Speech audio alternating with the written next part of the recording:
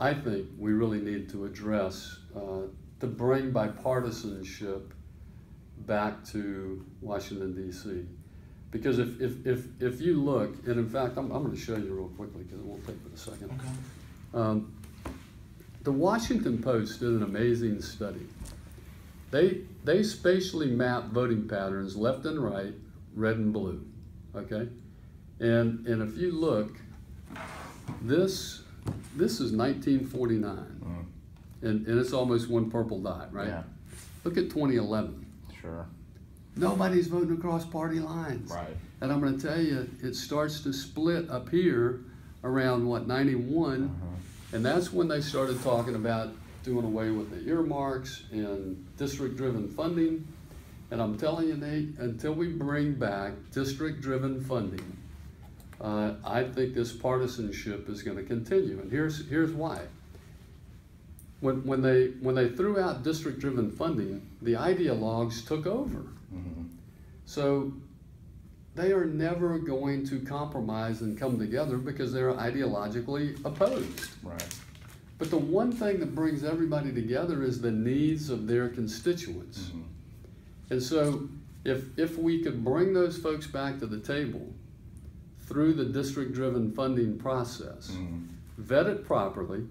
Now, when I talk about district-driven funding, I'm not talking about what was going on before in conference between the House and the Senate when they would have airdrops. You know, this was a bill, a spending bill that would show up in a piece of legislation that nobody had ever seen before. Never been through a committee, never been processed, vetted on the floor. Right. It would just show up in this spending bill. Well, that is wrong, absolutely wrong. But district-driven funding, where it goes through the committee process, a congressman puts his name on it, and there is the key. Right. Because I'm going to tell you, Nate, I think they got rid of district-driven funding on purpose. Because now they don't have to put their names on those bills.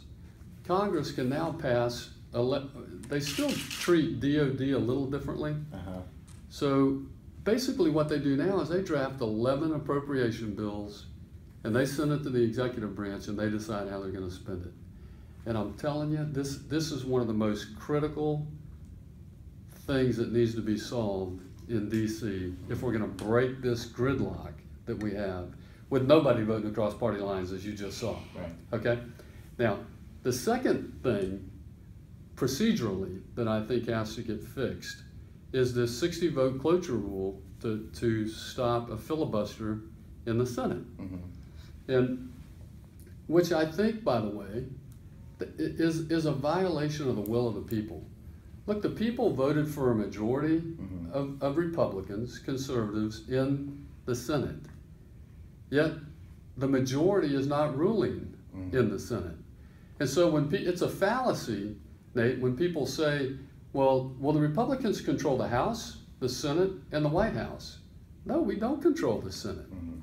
Because they have a rule, it's not a law, it's a rule that 60 votes is the majority needed to pass or stop a filibuster in the House. So you can't pass anything without 60 votes. Right. Well, that's not the will of the people. And so what that does, that actually impacts on the way we have drafted legislation in the House. For example, look at health care, okay? Right. What did we do? How many times have you heard the folks on the left say, well, look, the Republicans passed 7 bills to repeal and replace Obamacare. Right. Why can't they pass? Where's that bill now? Well, because we knew we couldn't pass it in the Senate with 60 votes, what did we do in the House? We busted our bill up into 3 pieces. We busted it up into phase 1, which is the reconciliation piece, that kind of, if you think of that as the financial guts of ACA, okay, because reconciliation can pass with 51 votes. It doesn't take 60 to pass a budget reconciliation bill. So they passed this budget reconciliation bill, stripping the financial guts out of ACA. Then we have the second phase, which is the regulatory phase, and then the third phase is the legislative phase. Well, guess what? when we pass that reconciliation bill and the CBO, the Congressional Budget Office, scores that bill, it looks horrible. Because, and I'm like, wait a minute, that's not the whole story. That's only phase one. Phase two and phase three are where the price drivers are at. That's going to make health care for every American more accessible to their choice, and more affordable, because it's going to reduce premiums and deductibles and provide the consumer with more choice. Yet, we can't even talk about phase two and phase three. So the messaging from phase one is horrible. And all of that occurred, why? Because they have a 60-vote majority rule in the Senate. And so I think those are the two main things that I've learned since I've gone up there that really need to change. And I'll throw one more in there too, and that is the regulatory process. You may remember when I was running for office initially, I talked about the overreach by the executive branch and how much the executive branch was legislating by fiat, through these rules and regulations. Well, again, just like the district-driven funding that they threw out, and now they just pass a big appropriations bill and send it to the executive branch, they're doing the same thing with these bills that where they just draft them very broadly, send them to the executive branch, and let them draft all the rules and regulations. Look, I think Congress pushed it that way. I don't think it's overreach. I think we want them doing that, because then guess what? Nobody gets on to me as a congressman because I passed a regulatory bill. Right.